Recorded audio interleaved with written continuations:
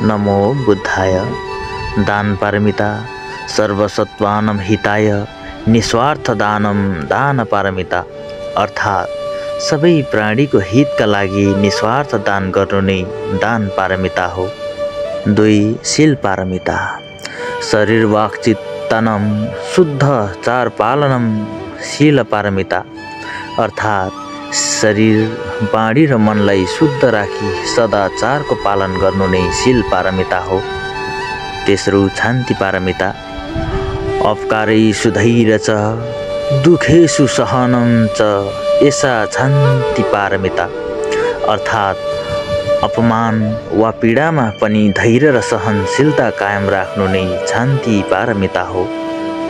4. वीर्य पारमिता कुशल धर्मेषु अनवरत प्रयत्न वीर्य पारमिता, अर्थात् शुभ कर्म र धर्ममा निरन्तर उत्साहपूर्वक प्रयत्न गर्नु नै वीर्य पारमिता हो। 5. ध्यान पारमिता चित्त एकाग्रता समाधि क्लेश शमनम ध्यान पारमिता, अर्थात् मनलाई एकाग्र बनाएर अशान्ति र विकारहरूलाई शान्त पार्नु नै ध्यान पारमिता हो। 6. प्रज्ञा पारमिता शून्यता दर्शनम तत्त्वज्ञानम च प्रज्ञा पारमिता, अनुवाद वस्तुको सत्य स्वरूप शून्यतालाई देख्ने ज्ञान नै प्रज्ञा पारमिता हो।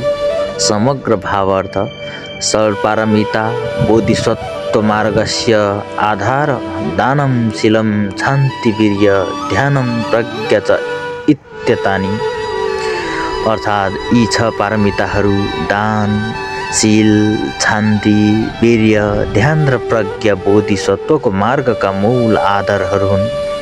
भवतु सर्वमङ्गलम्।